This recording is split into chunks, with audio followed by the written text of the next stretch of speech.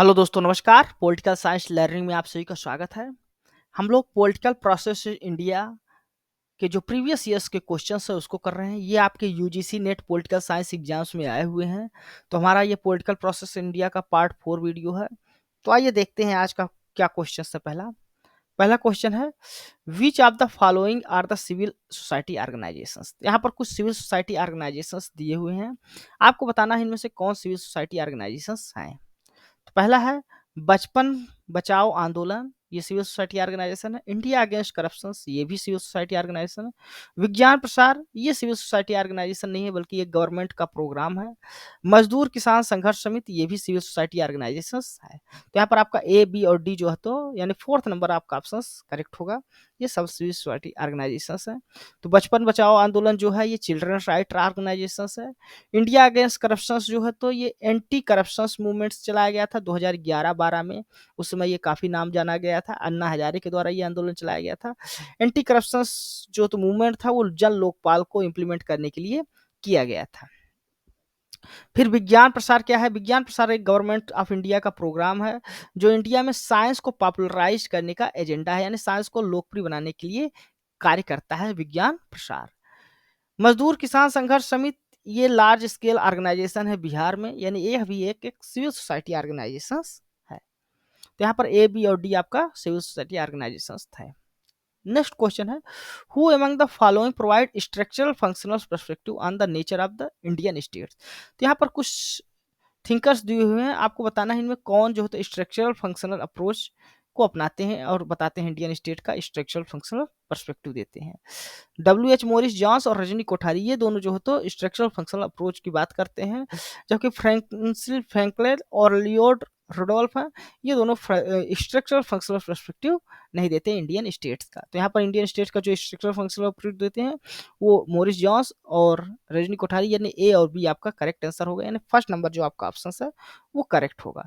Structural functional approach होता है, इसमें जो है तो सोशल चेंज को माना जाता है adaptive response to some tensions within the social system. ठीक, इसमें कहा जाता है कि जब किसी भी एक पार्ट में, किसी भी सिस्टम, सोशल सिस्टम के एक पार्ट में कोई भी चेंज आता है तो उसका टेंशन दूसरे पार्ट में हमको देखने को मिलता है। तो हम लोग इसको रिजॉल्व कर सकते हैं एडाप्टिव चेंज के द्वारा, यानी दूसरे पार्ट्स में यदि हम लोग एडाप्टिव चेंज करें, कुछ परिवर्तन करें तो उसके पहले पार्ट के टेंशन को खत्म किया जा सकता है। मोरिस जॉन्स और Rajni Kothari structural functional approach को देते हैं। उनका जो व्यू है स्टेट के नेचर ऑफ इंडियन स्टेट को लेकर वो स्ट्रक्चरल फंक्शनल पर्सपेक्टिव है। नेक्स्ट क्वेश्चन है, which of the following term is referred as the software of the state. तो इनमें से कौन सा टर्म जो है तो सॉफ्टवेयर ऑफ द स्टेट्स के रूप में देखा जाता है? तो ये अकाउंटेबिलिटी को सॉफ्टवेयर ऑफ द स्टेट्स के रूप में देखा जाता है। तो यहाँ पर अकाउंटेबिलिटी जो है तो अब सॉफ्टवेयर ऑफ द स्टेट्स है। तो अकाउंटेबिलिटी को रेफर किया जाता है procedure and standard that hold decision maker accountable to the decision makers, यानी जो डिसीजन मेकर होते हैं उनको जो है तो अकाउंटेबल रखने का एक स्टैंडर्ड ऑफ प्रोसीजर और स्टैंडर्ड्स है। ठीक, नेक्स्ट क्वेश्चन है, यहाँ पर आपको मैच करना है लिस्ट एक को लिस्ट दो से। लिस्ट एक में आपको इन्वायरमेंट मूवमेंट दिए हुए हैं और लिस्ट सेकंड में आपको स्टेट दिए हुए हैं, किस स्टेट में ये मूवमेंट हुए हैं। तो नर्मदा बचाओ आंदोलन ये आपका मध्य प्रदेश में हुआ। चिपको मूवमेंट उत्तराखंड में हुआ था। अपको मूवमेंट कर्नाटका में हुआ था और चिल्का मूवमेंट जो हुआ था वो उड़ीसा में हुआ था। यानी ए का फोर्थ, बी का थर्ड, सी का सेकंड और डी का फोर्थ फर्स्ट, ये आपका सेकंड नंबर जो ऑप्शन है वो करेक्ट आंसर है। तो देख लेते हैं नर्मदा बचाओ मूवमेंट, ये नर्मदा बचाओ आंदोलन या नर्मदा बचाओ मूवमेंट जो है ये 1985 में हुआ था। ये रीसेटलमेंट और रिहेबिलिटेशन के लिए किया गया था। जो नर्मदा में डैम बनाया जा रहा था उसकी वजह से जो लोगों को परेशानी हुई, 2.5 लाख जो परिवार बेघर हुए थे उनके घर डूब गए थे, उनको परेशानी हुई इस कंस्ट्रक्शन ऑफ डैम के कारण। तो इसके लिए मूवमेंट चलाया गया था। इसको शुरू में नाम दिया गया था नर्मदा दरंग्रास्त समिति या Narmada committee for Narmada dam affected peoples. बाद में इसको जो तो मूवमेंट को नाम दे दिया गया नर्मदा बचाओ आंदोलन 1989 में। चिपको मूवमेंट क्या था? चिपको मूवमेंट या जिसको चिपको आंदोलन भी कहा जाता है ये नॉन वायलेंट सोशल और इकोलॉजिकल मूवमेंट के रूप में है। ठीक ना, इसको रन किया गया था रूरल विलेजेस के द्वारा, पर्टिकुलरली जो वुमेन्स थी, महिलाएं थी वहाँ, उन्होंने ये आंदोलन चलाया था 1970s में। इसका जो एम था वो प्रोटेक्ट करना था ट्रीज और फॉरेस्ट को। ठीक ना, ये मूवमेंट जो है तो ओरिजिनली जो है तो हिमालयन रीजन ऑफ उत्तराखंड में शुरू हुआ था, जो उस समय का उत्तर प्रदेश का पार्ट था 1973 में। बाद में ये हिमालय के रीजन में, अन्य रीजन्स में भी फैला। अप्को मूवमेंट हुआ था सितंबर 1983 में। इसमें पुरुष, महिलाएं और बच्चे सभी ने जो हो तो हक किया था ट्रीज को। सकाली जो रीजन था केरला फॉरेस्ट का, वहां पर जो हगिंग का मतलब होता है, केरला में जो हगिंग के लिए टर्म यूज किया जाता है वो अप्को टर्म यूज किया जाता है। इसी कारण इसको अप्को आंदोलन के रूप में जाना जाता है, जो एक न्यू अवेयरनेस के रूप में पूरे साउथ सदर इंडिया के रूप में इसको देखा जाता है। ठीक ना। 1950 में अगर उत्तर कन्नड़ डिस्ट्रिक्ट में फॉरेस्ट कवर की बात करें तो 81% ऑफ द जियोग्राफिकल एरिया में फैला हुआ था।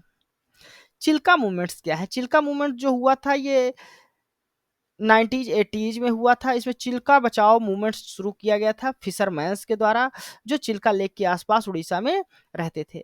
ये वहां पर एक प्रोजेक्ट आया था, इंटीग्रेटेड श्रिम्प फार्म प्रोजेक्ट, तो उसके खिलाफ इन्होंने आंदोलन किया था, क्योंकि वो इस प्रोजेक्ट को थ्रेट मानते थे अपने लाइवलीहुड के लिए, अपने जीविका के लिए। इस कारण ये मूवमेंट उन्होंने किया था।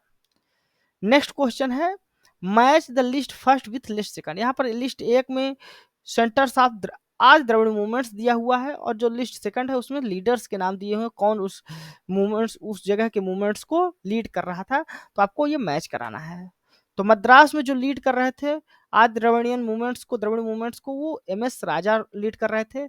हैदराबाद में BR वर्मा लीड कर रहे थे। मैसूर में मुर्गेश पिल्लई लीड कर रहे थे, और नागपुर में जो है तो विठोबा राव जी जो तो कर रहे थे। तो यहाँ पर जो आपका करेक्ट आंसर होगा वो नंबर आपका थर्ड नंबर जो आपका ऑप्शन है वो आपका करेक्ट आंसर होगा। देख लेते हैं। MS जो राजा है वो लीडर है मद्रास रीजन्स में आदि द्रविड़ मूवमेंट्स के। BR वर्मा जो है वो इंपॉर्टेंट रोल प्ले करते हैं हैदराबाद में। मुर्गेश पिल्लई लोकल लीडर थे मैसूर के। विथोड़ा राव जी जो लीडर थे वो आदि नागपुरी में, इन नागपुर रीजन्स के। ठीक। नेक्स्ट क्वेश्चन है, यहाँ पर दो स्टेटमेंट आपको दिए हुए हैं, आपको ये बताना है कि कौन कौन से स्टेटमेंट आपके करेक्ट हैं। पहला है ग्लोबलाइजेशन है help in deepening of the democracy in India. तो ये इनकरेक्ट है, क्योंकि डेमोक्रेसी इंडिया पहले भी आगे चुका था ग्लोबलाइजेशन से। ग्लोबलाइजेशन है deeply impacted in India society. तो इंडियन सोसाइटी को डीपली जो है तो इम्पैक्ट किया है ग्लोबलाइजेशन ने, तो ये सही है। तो यहाँ पर जो आपका option number statement 1 is incorrect, but यानी फोर्थ नंबर जो आपका ऑप्शन है वो सही होगा। ठीक ना। स्टेटमेंट 1 इनकरेक्ट है, स्टेटमेंट सेकंड करेक्ट होगा। नेक्स्ट क्वेश्चन है, term ABCD primary associated with which of the following. जो ABCD टर्म है वो किससे साथ एसोसिएटेड है? तो ये जो स्टेट इंडिया इंडिपेंडेंस के बाद स्टेट्स बने थे, फार्म हुए थे, उनके लिए ये टर्म यूज किया जाता है। 4 ग्रुप में स्टेट्स को बांटा गया था। तो term ABCD is associated with the formation of state. तो उसमें इंडियन रिपब्लिक को यूनियन ऑफ स्टेट्स के रूप में देखा जाता था, जिसमें 4 टाइप के स्टेट थे। जो पहला पार्ट स्टेट में थे, इसमें गवर्नर्स प्रोविंस जो ब्रिटिश इंडिया के थे उनको शामिल किया गया था। पार्ट बी में वो स्टेट थे जो फॉर्मली प्रिंसली स्टेट थे। पार्ट सी में वो स्टेट थे पार्ट सी में वो स्टेट थे जो फार्मर चीफ कमिश्नर प्रोविंस थे, और साथ साथ इसमें कुछ प्रिंसली स्टेट्स को भी शामिल किया गया था। और पार्ट डी जो डी था उसमें अंडमान और निकोबार आइसलैंड को शामिल किया गया था। नेक्स्ट क्वेश्चन है, the demand for Harit Pradesh is related to which of the following region in India. तो हरित प्रदेश के लिए जो डिमांड्स उठती रहती है, तो इंडिया में किस रीजन्स के लिए किया जाता है हरित प्रदेश? तो वेस्टर्न उत्तर प्रदेश को जो है तो हरित प्रदेश के रूप में बनाने की, नए स्टेट्स बनाने की डिमांड होती रहती है। तो यहाँ पर वेस्टर्न उत्तर प्रदेश को हरित प्रदेश, इसको जो है तो पश्चिम प्रदेश या पश्चिमांचल के रूप में भी नाम दिया जाता है। तो वो जो है तो नए स्टेट की डिमांड की जाती है। ठीक ना। नेक्स्ट है, chronologically arrange the following party in ascending order in terms of their entry in the democratic politics of India. तो ये जो पार्टियां बनी हैं किस क्रम में बनी हैं उसके रूप में आपको अरेंज करना है। तो महाराष्ट्र नवनिर्माण सेना ये 2007 में बनती है। तेलंगाना राष्ट्र समिति 2001 में। ऑल इंडिया तृणमूल कांग्रेस 1998 में बनती है। नेशनल कांग्रेस पार्टी आपका 1999 में बनते हैं। देख लेते हैं आंसर। सॉरी, जो महाराष्ट्र नवनिर्माण सेना है ये 2006 में बनती है। चलिए देखते हैं।